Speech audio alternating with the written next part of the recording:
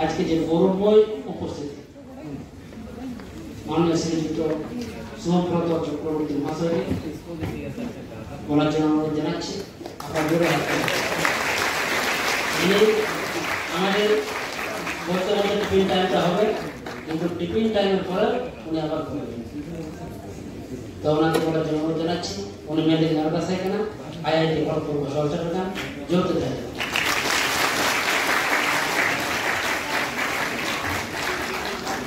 প্রথমে আমি আমাদের মঞ্চে যারা উপস্থিত আমার গুরুজন তাদেরকে আমি প্রণাম জানাই, আর অনেক ভালোবাসা এই সমস্ত ছাত্র ছাত্রীদের জন্য যারা এসেছেন। আর আরেকটা মানে এই ছাত্রছাত্রীদের যারা অভিভাবক আর অভিভাবিকা, তাদেরকে আমার একটা স্পেশাল থ্যাঙ্কস যে তারা এরকম একটা প্রোগ্রামে নিজেদের সন্তানদের নিয়ে এসেছে। এটা যে কি গুরুত্বপূর্ণ মানে সেটা মানে বলার অপেক্ষা রাখে না আর কি। আর আমার ধন্যবাদ যে মানে অনেক ধন্যবাদ জানাচ্ছি আমি অল ইন্ডিয়া আদিবাসী কোঅর্ডিনেশন কমিটি যারা এটা অর্গানাইজ করেছে। বিকজ মানে আমাদের যে সময়টা ছিল সেই সময় এই ধরনের প্রোগ্রাম অর্গানাইজ হওয়ার সংখ্যা অনেক কম ছিল, কিন্তু এখন যত দিন যাচ্ছে এগুলো অর্গানাইজ হয়েছে। তো আমরা রামকৃষ্ণ মিশনে পড়েছি, আমি তো আমাদের ছোটবেলায় আমরা পড়তাম যত মত তত পথ। তো রামকৃষ্ণদেব বলেছিলেন মানে ঈশ্বরের কাছে পৌঁছানো যতগুলো মত ততগুলো পথ, সমস্ত ধর্মই মাধ্যমে আমরা ঈশ্বরের কাছে পৌঁছাতে পারি। তো এইটা আমার সিমিলারলি সত্যি মনে হয় আমাদের পড়াশোনা এবং আমাদের জীবনে প্রতিষ্ঠিত হওয়ার ক্ষেত্রে। আমরা অনেকে মনে করি যে আমি সায়েন্স নিয়ে পড়লাম আমি তাড়াতাড়ি চাকরি পাবো, বা ও সায়েন্স নিয়ে পড়েছে ও তাড়াতাড়ি চাকরি পাবে, আমি আর্টস নিয়ে পড়ছি আমি হয়তো চাকরি পাবো না, কি আমি কমার্স নিয়ে পড়ছি আমার জন্য কিছু নেই, এসএসসি তো হচ্ছে না সেরকম ভাবে, তাহলে কিছু হবে না। তো এটা কিন্তু একদমই সত্যি না।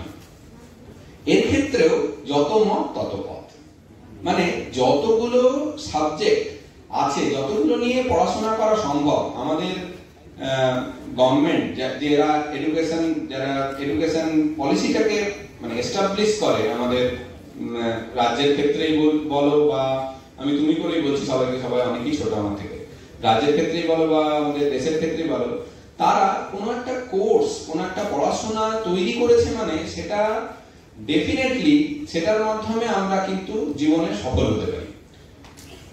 একটা জিনিস একটু অবজার্ভ করে দেখো, আমরা যদি বলি যে যারা সায়েন্স নিয়ে পড়েছে তারা চাকরি পাবে, যারা আর্টস নিয়ে পড়েছে তারা চাকরি পাবে, বা যারা কমার্স নিয়ে পড়েছে তারা হয়তো চাকরি পাবে, হয়তো খুব ভালো পাবে না।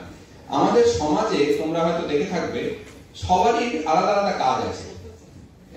আমরা বলি এই যারা কামার তারা হয়তো লোহার জিনিস নিয়ে বানায়, যারা হয়তো কুমোর তারা মাটির জিনিস নিয়ে বানায়।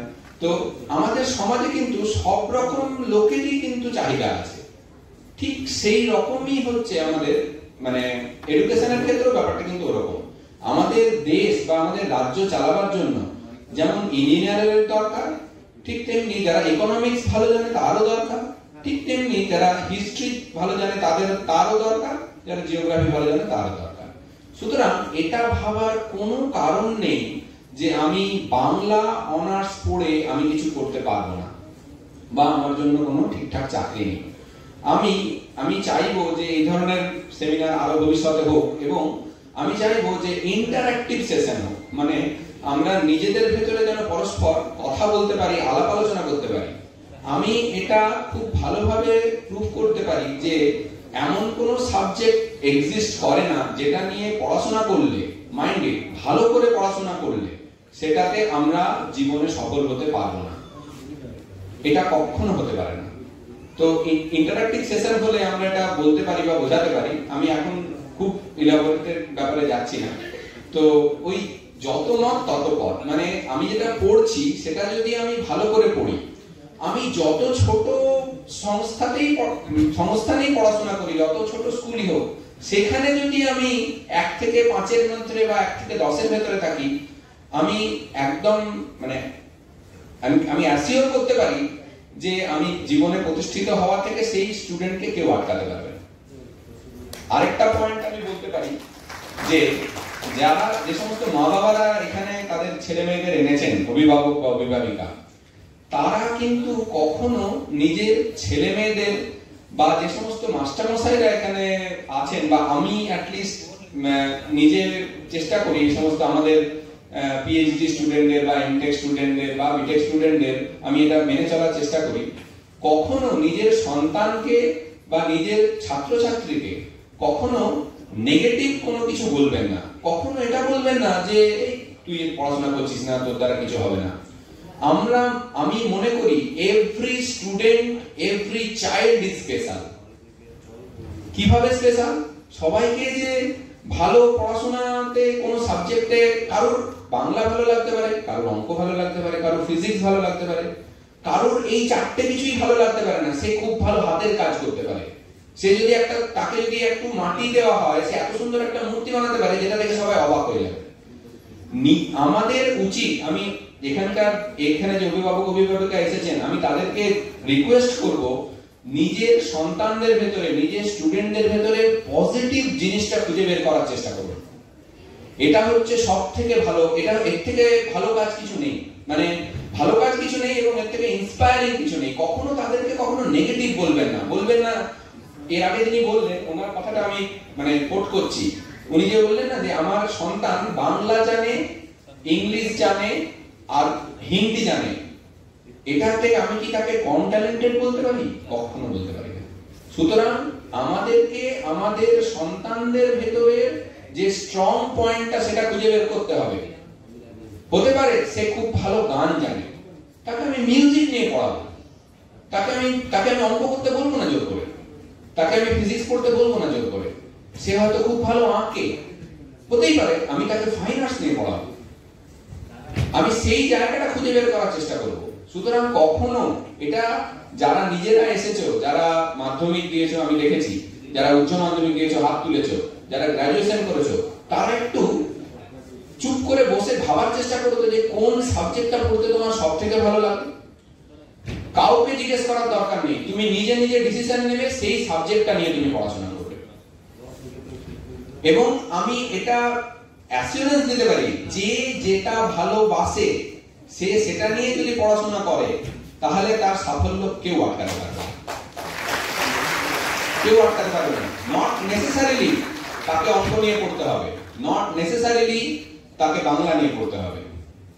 সুতরাং আমরা তো যারা এসেছি মাধ্যমিক দিয়েছি, যারা উচ্চ মাধ্যমিক দিয়েছি, যারা গ্রাজুয়েশন করছি বা কলেজে পড়ছি, তারা অলরেডি আমাদের নিজের জীবনের ডিসিশন নেওয়ার জন্য, আমার মনে হয় মাধ্যমিকের কথা আমি তাও বলছি না, অনেকেই মাধ্যমিকের সময় সিনসিয়ারিটি আসে না, উচ্চ মাধ্যমিক এবং গ্রাজুয়েশন স্টুডেন্টদের বলছি, তারা নিজেদের ডিসিশন, জীবনের কি করবে, তুমি কোনটা তোমার ভালো লাগে, এটা তো অন্য কেউ বলতে পারবে না, এটা তোমাকেই ডিসাইড করতে হবে যে আমার কি ভালো লাগে, কোন সাবজেক্টটা পড়লে আমার একটু ইন্টারেস্ট লাগে। আচ্ছা, আমার কোন সাবজেক্ট পড়তেই ভালো লাগে না, আমার এই কাজটা করতে ভালো লাগে।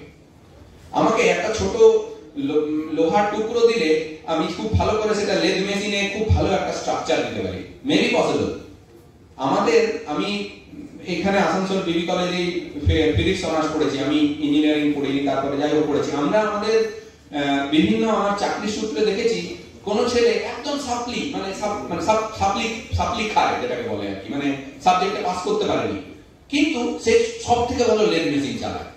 তাকে যদি একটা লোহার টুকরো দেওয়া হয়, সে নিমেষের ভেতরে যেরকম ডাইমেনশন বলে দেবো সেরকম ডাইমেনশনের একটা স্ট্রাকচার বানিয়ে দেবে। যে ফার্স্ট হচ্ছে, যে সব থেকে বেশি সিজিপিএ, সেই ছেলে কিন্তু ওর ধারে কাছে বসে না। সুতরাং you have to find out the best thing amongst you. আমি কোন কাজটা ভালো পারি, এটা কিন্তু আমাকেই ডিসাইড করতে হবে। ম্যাক্সিমাম যে সমস্ত বাবা মারা এসেছেন, যে সমস্ত মানে শিক্ষক শিক্ষিকারা যদি থেকে থাকেন, আমি তাদেরকে রিকোয়েস্ট করব, নিজের স্টুডেন্ট এবং নিজের সন্তানদের ভেতরের বেস্ট জিনিসটা ডিসকভার করতে হবে এবং তাদেরকে সেই পথে চালিত করতে হবে।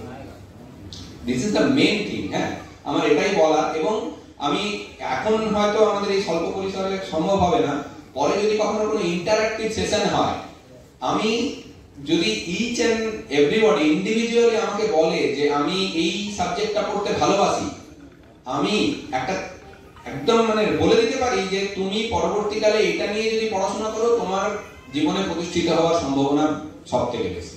এটা বলে দেওয়া সম্ভব, এটার মধ্যে কোনো ইয়ে নেই। এটা গেল একটা দিক।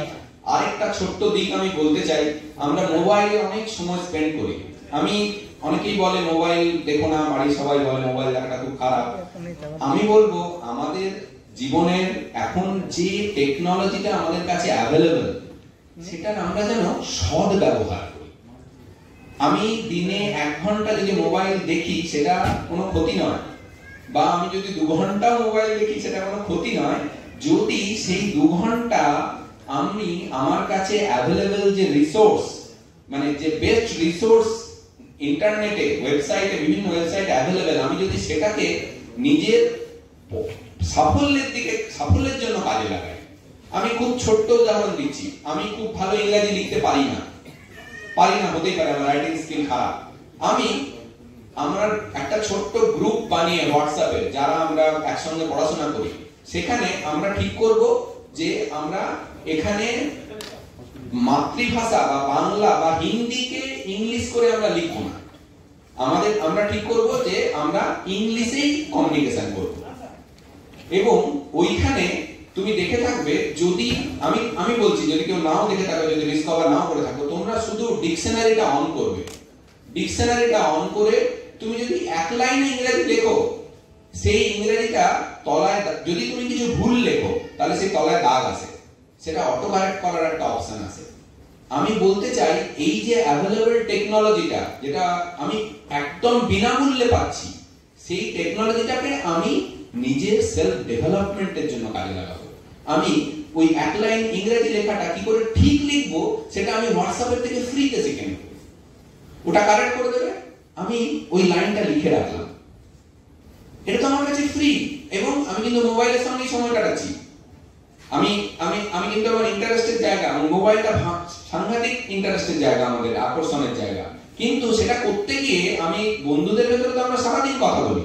আমি শুধু এইটুকু অনুরোধ করব তোমাদের, এই কথাটা তোমরা ইংরেজিতে লেখো। একটু কষ্ট হবে প্রথমে, তারপর কিন্তু অভ্যাস হয়ে যাবে, এবং তোমাদের নিজেদের অজান্তেই তোমরা বড় বড় সেন্টেন্স ফরমেশন করতে শিখবে।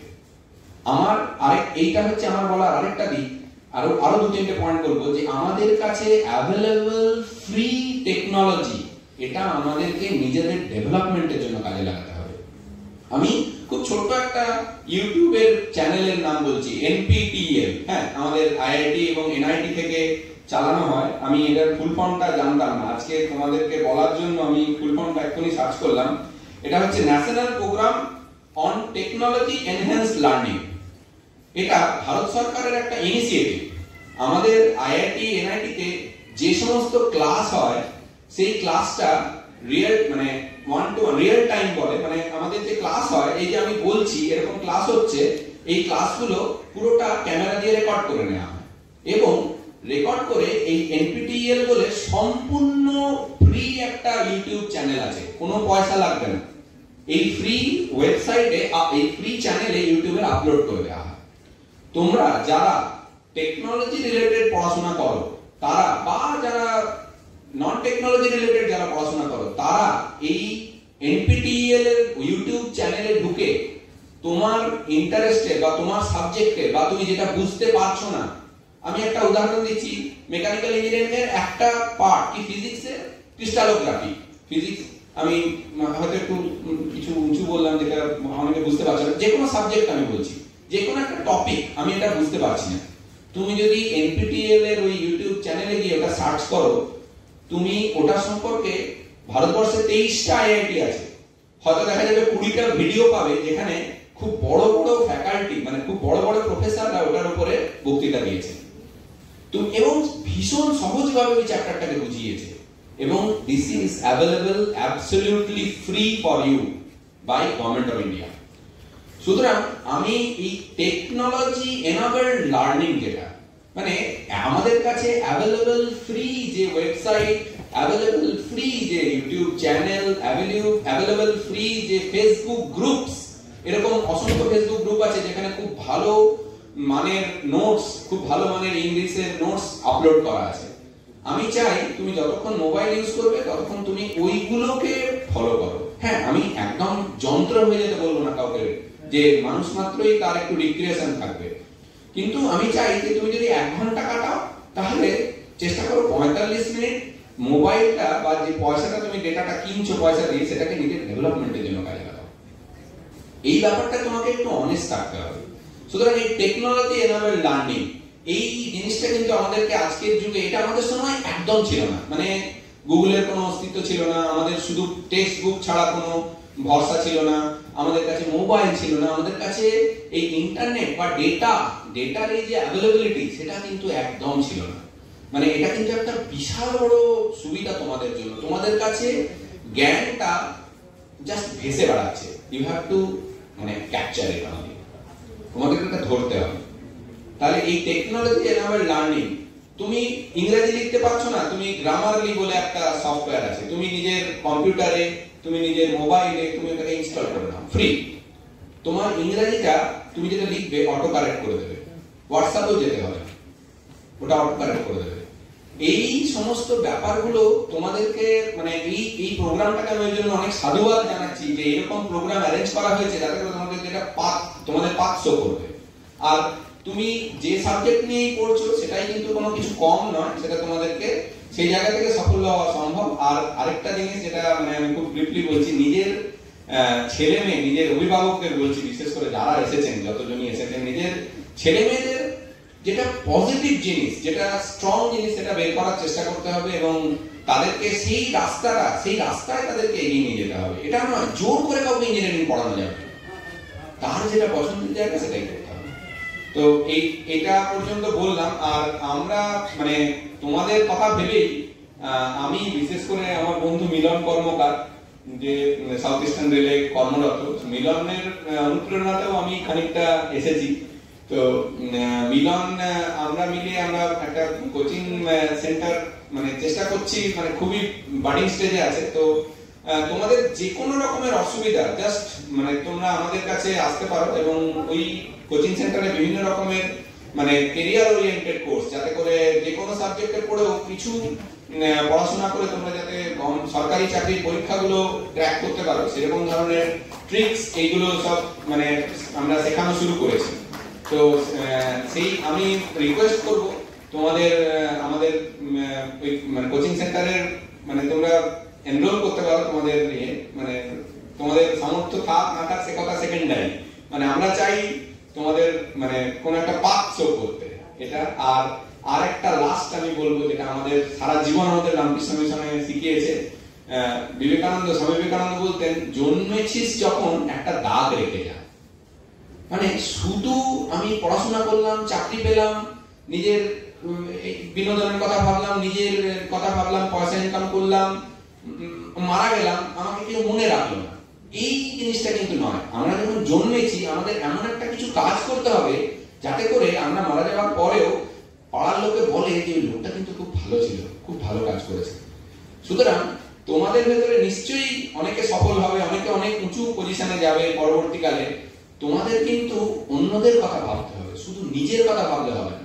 এমন কিছু করতে হবে যাতে করে তোমার কথা আমরা মারা যাওয়ার পরেও যাতে লোকে আমাদের কথা মনে রাখে। সুতরাং ওই সেন্টেন্সটা সারা জীবন মনে রাখবে, জন্মেছিস যখন একটা দাগ রেখে যায়, ওই তোমাদেরকে দাগ রেখে যেতে হবে। তো এই কথাগুলো বলে আমি আমার শেষ করছি।